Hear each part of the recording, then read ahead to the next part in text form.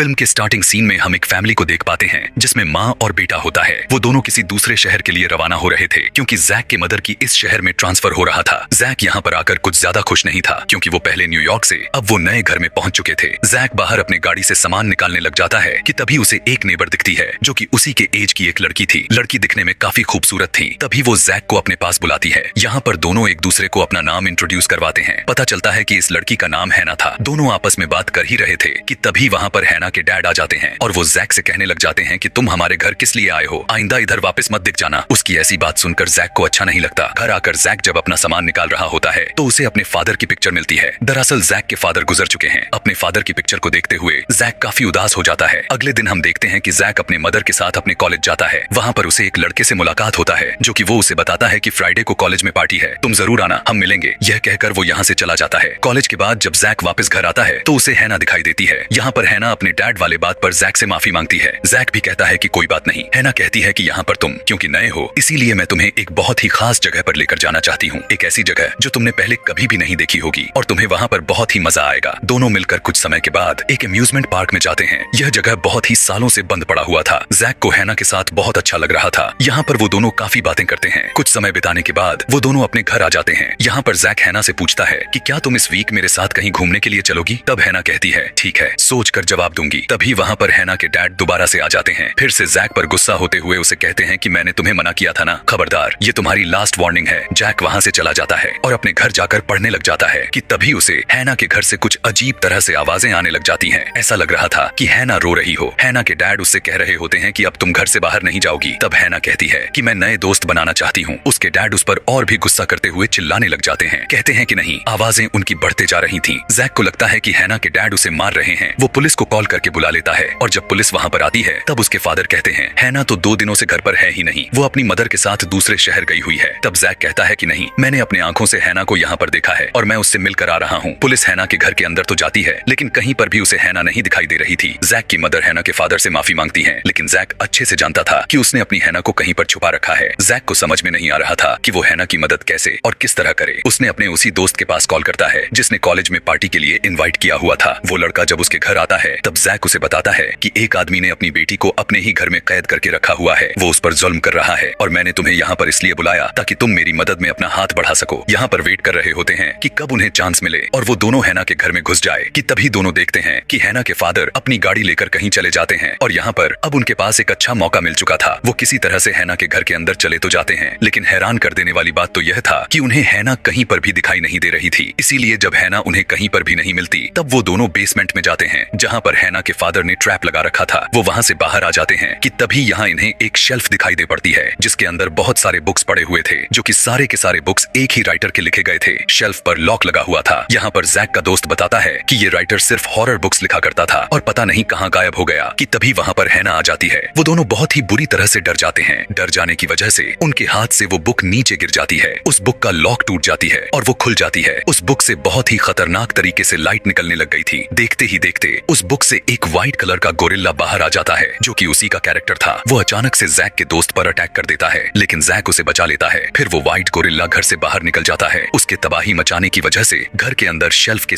सारे books destroy कर चुका था लेकिन देखने को मिला कि उसमें से एक और बुक का लॉक खुल चुका था। पता चलता है कि व्हाइट वाले गोरिल्ला का नाम स्नोमैन था। हैना के साथ जैक और उसका दोस्त तीनों भागते हुए एक आइस गल्फ में आ जाते हैं जहाँ पर बहुत सारे आइस थी। हैना कहने लग जाती है कि हमें किसी तरह करके स्नोमैन को वापस बुक में भेजना होगा लेकिन स्नोमैन बुक को नीचे गिरा देता है। अपनी जान बचाने के लिए तीनों भागकर एक जगह पर छुप जाते हैं लेकिन स्नोमैन वहाँ पर भी आ जाता है। अभी स्नोमैन उन तीनों पर अटैक करके उन्हें मार ही पाता कि तभी पीछे से बुक लेकर हैना के फादर आ जाते हैं। बुक को खोलते हुए वो स्नोमैन को उस बुक के अंदर कैद कर देते हैं। गाड़ी में बैठाकर फिर वो तीनों पर गुस्सा होने लग जाते हैं। यहाँ पर जैक को शक होने लग गया था कि इन सभी बुक्स को लिखने वाला कोई और नहीं बल्कि हैना के फादर ही हैं। जब वो सभी घर पहुंचते हैं तब हैना के फादर जैक से कहते हैं तुमने जो कुछ अपनी आंखों से देखा वो सब के सब भूल जाओ। लेकिन उनके मना करने के बावजूद भी जैक पूछने लग जाता है कि असल बात क्या है, आखिर हमसे क्यों छुपा रहे हैं। तब यहाँ पर हैना के फादर बताने लगते हैं कि जब मैं छोटा हुआ करता था तब उस टाइम मुझे एक एलर्जी थी जिसकी वजह से मैं बाहर नहीं जा सकता था। बाहर के बाकी के बच्चे मेरे विंडो पर पत्थर मार मार कर मुझे सताया करते थे और मैं घर के अंदर ही रह रहकर इन सभी बुक्स को लिखा करता था। मैंने ये सारे के सारे हॉन्टेड बुक्स को लिख डाली और पता नहीं क्यों आखिर क्या हुआ कि उनके अंदर के मौजूद कैरेक्टर जिंदा होने लग गए हैं। अब ये बुक्स से बाहर ना निकल जाए, इसीलिए मैंने इन सारे बुक्स पर लॉक भी लगा रखा है। हैना के फादर उसे कहते हैं कि यहाँ पर रहना अब सेफ तो बिल्कुल भी नहीं है, इसीलिए सारे के सारे बुक्स को उठाओ, हम रहने के लिए कहीं और जा रहे हैं। कि तभी हैना के फादर की नजर एक और खुले हुए बुक पर जाती है और उसके पास ही चेयर पर एक वुडन डॉल बैठा हुआ दिखाई दे पड़ता है जो कि उस बुक का कैरेक्टर था। हैना के फादर चालाकी के साथ उस डॉल को वापस बुक में भेजने की कोशिश में लग जाते हैं, लेकिन वो वुडन डॉल समझ जाता है और उन सारे बुक्स में आग लगा देता है और छोटे छोटे टॉयज की आर्मी तैयार करने लग जाता है जो कि फौरन से उन सभी पर अटैक करने लग जाते हैं। लेकिन जैक और उसका दोस्त उन टॉयज को आग में जला देते हैं, लेकिन देखते हैं कि वो सभी टॉयज दोबारा से जिंदा होने लग जाते हैं। सभी अब अपनी जान बचाने के लिए घर से बाहर निकल जाते हैं, लेकिन ये सभी देख पाते हैं कि उस वुडन डॉल ने उन सभी को जलाने से पहले उनमें से सभी कैरेक्टर यानी सभी मॉन्स्टर्स क्रिएचर को बाहर निकाल चुका था और वे सारे के सारे क्रिएचर पूरे शहर में तबाही मचाने लग गए थे। यह देखने के बाद वो काफी डर जाते हैं और परेशान हो जाते हैं और कहने लगते हैं कि हमें किसी न किसी तरह उस वुडन डॉल को ढूंढ कर ही रहना होगा, वरना बहुत बुरा हो जाएगा। इसीलिए जैक अब हैना के फादर को आइडिया देता है कि आप कहानी को दोबारा से लिखें जिसमें ये हो कि ये सारे के सारे कैरेक्टर्स अपने अपने बुक्स में वापस चले जाएं और यही एक तरीका है उन्हें वापस उस बुक्स में भेजने का। यह सुनने के बाद हैना के फादर कहते हैं कि ये आइडिया तो काफी अच्छी है, लेकिन जिस टाइपराइटर मैं इस बुक को लिखता हूँ वो मैंने कॉलेज में छुपाया हुआ है। अब बिना वक्त गवाए सभी कार में बैठकर निकल जाते हैं। देखने को मिला कि रास्ते में एक बहुत ही बड़ा इंसेक्ट उनकी गाड़ी रोक लेता है और ये भी उन्हीं बुक्स की एक कैरेक्टर था। वो इंसेक्ट काफी गुस्से में आकर उनकी गाड़ी को निचोड़ने मरोड़ने लग जाता है, लेकिन उससे पहले सभी गाड़ी से निकलकर पास के ही एक स्टोर में आ चुके थे। लेकिन पता चलता है कि स्टोर में भी एक वेयरवुल्फ था जो कि वहाँ पर रखा हुआ मीट को बहुत ही अजीब तरीके से खा रहा था। वेयरवुल्फ को उनकी भनक लग जाती है और वो उन पर अटैक कर देता है। किसी तरह से स्टोर का दरवाजा बंद करके बाहर तो आ जाते हैं, लेकिन वेयरवुल्फ दरवाजा तोड़कर बाहर आ जाता है। यहाँ पर वो बहुत ही गुस्से में नजर आ रहा था, उनकी तरफ तो तेजी के साथ बढ़ने लग जाता है कि तभी जैक की आंटी आ जाती है जो कि पहले से ही इसी शहर में रहती थी। जैसे ही वेयरवुल्फ उन पर अटैक करने के लिए दोबारा से बढ़ता है तो वो अपनी गाड़ी से उसे टक्कर मार देती हैं और वो सीधा एक डस्टबिन जाकर गिरता है और काफी जख्मी हो जाता है। जैक अपने आंटी से कहने लग जाता है कि प्लीज आप मॉम के पास चली जाए, यहाँ पर बहुत खतरा है। जिसके बाद वो कॉलेज तक जाने के लिए एक कब्रिस्तान का रास्ता चुनाव करते हैं। वहाँ पर जैक देखता है कि हैना पर मून लाइट्स पड़ने की वजह से वो काफी चमक रही होती है कि तभी वहाँ पर देखते ही देखते सभी ग्रेव्स के अंदर से मुर्दे बाहर आने लग जाते हैं। सभी डेड बॉडीज उन पर अटैक करने की कोशिश करने लग जाती हैं, लेकिन वे सभी बहुत ही कोशिश करने के बाद उस कब्रिस्तान से बाहर निकल आते हैं और कॉलेज की तरफ दौड़ने लग जाते हैं। कॉलेज में आते ही टाइपराइटर को ढूंढने लग जाते हैं। जैक के पूछने पर कि हैना मून की वजह से क्यों चमक रही थी, तब हैना के फादर उससे कहते हैं कि ठीक है, मैं तुम्हें बता देता हूँ कि आखिर हैना क्या है। बताता है कि वो भी मेरा लिखा गया एक कैरेक्टर ही है। मैं अपने कमरे में रहते रहते बहुत ही अकेला रह गया था, इसीलिए मैंने यह सोचा कि मैं यह बुक लिखता हूँ और उसमें एक ऐसा कैरेक्टर बनाता हूँ बिल्कुल इंसान जैसा दिखे और इस दुनिया को दिखने में एकदम रियल लगे। ऐसा करने के बाद मैं उस बुक को खोलकर हैना को बाहर निकाल लिया और वजह भी यही थी कि मैं उसे अपने घर से बाहर नहीं जाने देता था और तुमसे या फिर किसी और से मिलने नहीं देता था ताकि किसी को पता ना चल जाए। इवन यह बात हैना को भी नहीं पता, वरना उसे बहुत दुख होगा। यहाँ पर जैक को समझ आ गया था कि हैना के फादर दिल के अच्छे हैं।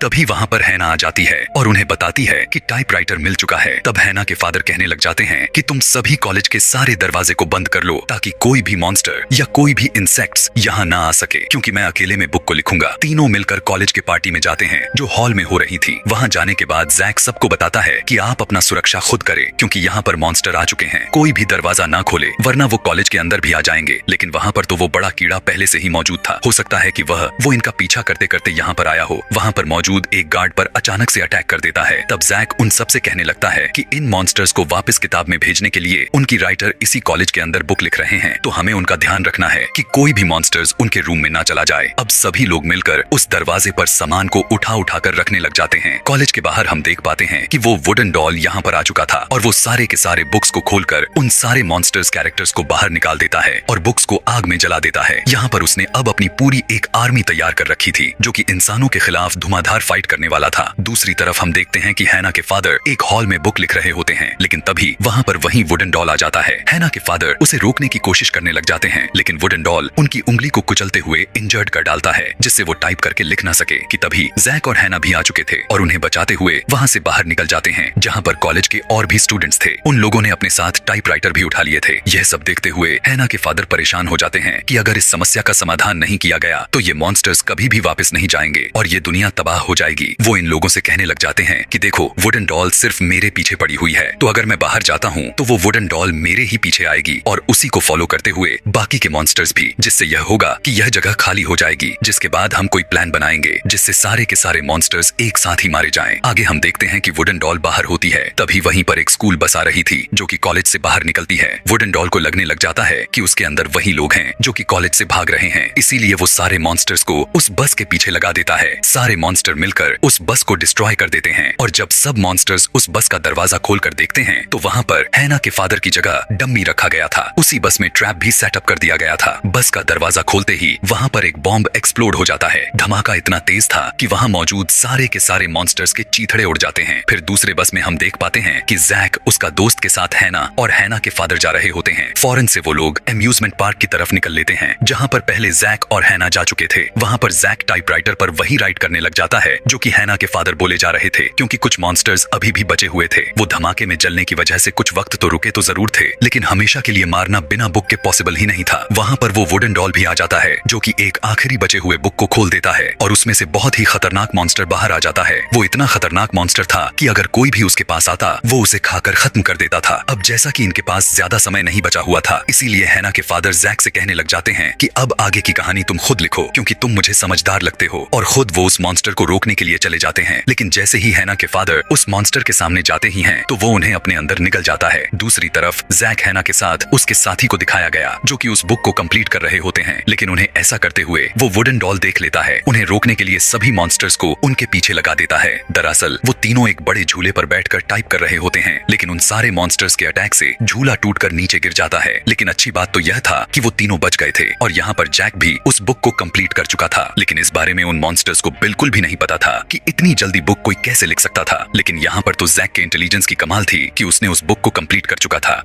अब बस काम कुछ ऐसा था कि जैसे ही उस बुक को पहले की तरह खोला गया तो सारे के सारे बचे हुए मॉन्स्टर्स उस बुक के अंदर चले जाएंगे, यहाँ तक कि उन सभी मॉन्स्टर्स के साथ साथ हैना भी चली जाएगी। लेकिन जैक ऐसा नहीं चाहता था। तब वो सोच में पड़ा जाता है कि मैं बुक खोल दूं या फिर रहने दूं, लेकिन इससे पहले वो हैना को भी बता देता है कि तुम भी एक इमेजिनरी हो, क्योंकि तुम भी इन्हीं के जैसे बुक से आई हो। यहाँ पर हैना हैरान कर देने वाली बात बोलती है कि मैं जानती थी, मैं तुम्हें हर्ट नहीं करना चाहती थी, तुम्हारे साथ रहकर मैं यह फील करवाना चाहती थी कि मैं भी एक इंसान हूँ। यही बात करते हुए वो अचानक से उस बुक को जैक से छीनकर उसे खोल देती है। बुक के खुलते ही आसमान से कुछ रोशनी जैसा आता है और सारे मॉन्स्टर्स उस बुक के अंदर चले जाते हैं। इधर वो वुडन डॉल भी, जो हैना के फादर को मारने के करीब आ चुका था, जाते हुए कहता है कि मैं लौट कर जरूर आऊंगा। इसके बाद हम देख पाते हैं कि हैना भी ग्लो करने लग जाती है और उस बुक के अंदर जाने लगती है, लेकिन जैक काफी उदास हो चुका था। वो यह बिल्कुल भी नहीं चाहता था कि वो बुक के अंदर जाए। वो उसे रोकने की काफी कोशिश करता है, लेकिन हैना बाकी के मॉन्स्टर्स की तरह उसी बुक में चली जाती है। इसके बाद बुक के बंद होते ही जैक और हैना के फादर बहुत ज्यादा उदास हो जाते हैं, क्योंकि वो उससे प्यार जो करते थे। अगले सीन में हमें दिखाया गया कि शहर की हालात पहले के जैसा हो चुका था, सब कुछ नॉर्मल हो गया था, लेकिन जैक अभी भी हैना को बहुत मिस करता था। फिर वो एक दिन अपने कॉलेज जाता है तो उसे हैना के फादर दिखते हैं जो कि वहाँ के प्रोफेसर बन चुके थे। ऑफ टाइम पर वो दोनों हैना के बारे में बातें करते हुए दिखाए जाते हैं कि तभी जैक को हैना दिखाई दे पड़ती है। हैना के फादर जैक से कहते हैं कि सरप्राइज, ये देखो मैंने एक नई बुक लिखा है जिसके जरिए हैना इस दुनिया में वापस आ गई, क्योंकि मैं जानता था तुम हैना को पसंद करने लगे थे और खुद हैना भी। दोनों यहाँ पर एक दूसरे से मिलकर काफी खुश हो जाते हैं। यह देखकर हैना के फादर भी बहुत खुश दिखाई दे रहे थे। इसके बाद हम हैना के फादर को टाइपराइटर के सामने देखते हैं। पता चलता है कि उस टाइपराइटर पर कोई अपने ही आप राइट किए जा रहा था। लास्ट में यह लिखा हुआ था द इनविजिबल बॉयज रिवेंज, यानी एक ऐसा मॉन्स्टर था जो कि इनविजिबल था और वो उनसे रिवेंज यानी बदला लेने वाला था। यह देखने के बाद तो हैना के फादर के तो गुस्बम्प्स खड़े हो जाते हैं कि अभी भी कुछ भी ठीक नहीं हुआ, नॉर्मल नहीं हुआ था। और इसी के साथ यह कहानी यहीं पर खत्म हो जाती है। ऐसे ही और भी मजेदार कहानी देखने के लिए नीचे कॉमेंट में नेक्स्ट लिखना ना भूलें। Thanks for watching.